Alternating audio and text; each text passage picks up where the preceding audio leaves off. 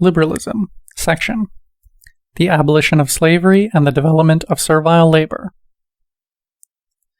At this point, a question suggests itself. The military defeat of the South was clear and irreversible, but had the principle of the racial delimitation of the community of the free really been overcome? Scorning abolitionism, Calhoun summarized the change that had occurred in Britain's colonies following the desired emancipation. Blacks were, quote, forced to labor, not by the authority of the overseer, but by the bayonet of the soldiery and the rod of the civil magistrate, end quote. This statement dates from 1837. Laws against vagrancy forced the former slaves to work as, quote, apprentices. In what conditions?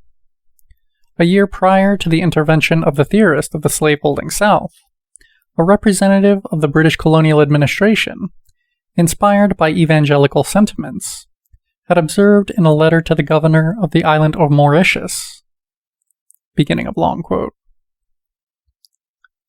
The design of the law might more accurately have been described as the substitution of some new coercion for that state of slavery which had been abolished. The effect of it, at least, is to establish a compulsory system scarcely less rigid, and in some material respects even less equitable than that of slavery itself. End of quote. De Tocqueville would later observe that, quote, having nominally abolished slavery, the British have reintroduced it under the rubric of apprenticeship for a certain period of time. End quote. Certainly, the apprenticeship only lasted a few years, even if much time had to pass before the ex-slaves could shake off the negative discriminations of every kind they continued to suffer. In any event, even before the abolition of slavery in its colonies, Britain was concerned to replace the blacks, importing indentured servants from Africa and Asia. Here we see at work Indian and Chinese coolies in particular. On their arrival in the British colonies, they were settled in the accommodation reserved for slaves. It is true that this involved indentured servants, but in fact many of them did not survive until the expiry of their contract. Even the sexual exploitation of women was not lacking. In the popular art of the time, the coolie was represented in chains, exactly like a slave. Obviously, there was no longer a hereditary transmission of the servile condition. In a sense, there was not even any need for it. British ships could continue to transport coolies from Asia in a voyage that resembled the classic slave trade. Conditions were harsh and the mortality rate high, but the losses could rapidly be made up. A distinguished American historian of the institution of slavery has offered a summary of the golden age of liberalism that is worth quoting. Beginning of long quote. In 1860, as in 1760, non-European compulsory labor was still the labor of choice for rational capitalists who chose to cultivate the vast undeveloped parts of the tropics. The 20 millions who left India alone, mostly as indentured servants, between the 1830s and the 1910s, amounted to twice the number of Africans forcibly landed in the Americas during the 4 centuries of the Atlantic slave trade. End quote. In Britain in 1840, a political figure of the first importance, Lord John Russell, expressed his unease at the advent of a, quote, new system of slavery. Initially, it met with resistance from the abolitionist movement, which was still fairly strong. However, as a result of the already noted weakness of abolitionism inspired by Christianity, demands for the import from Africa and Asia of indentured servants, who in reality were a more or less compulsory labor force, soon got the upper hand.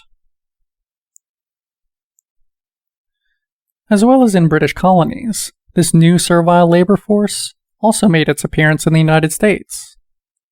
Around 10,000 coolies imported from China were engaged in building inaccessible railroads, intended to consolidate the conquest of the Far West. As Engels put it, this was an attempt to replace black slavery with the, quote, disguised slavery of Indian and Chinese coolies. End quote.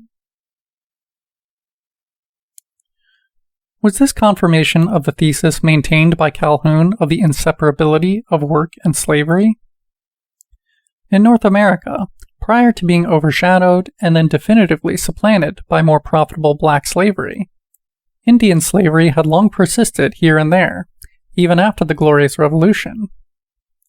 In 1767, Sharp, the abolitionist we have already encountered, felt obliged to denounce it.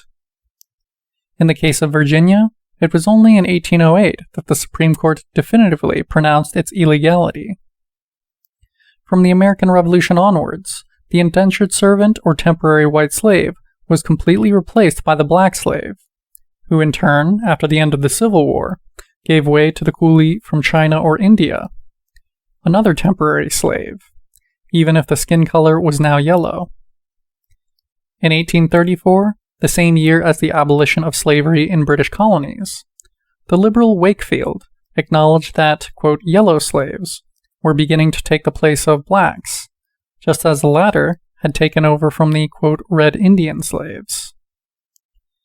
In reality, quote, red slavery, or semi-slavery, would have a new lease of life in the second half of the 19th century in Texas and California, taken from Mexico.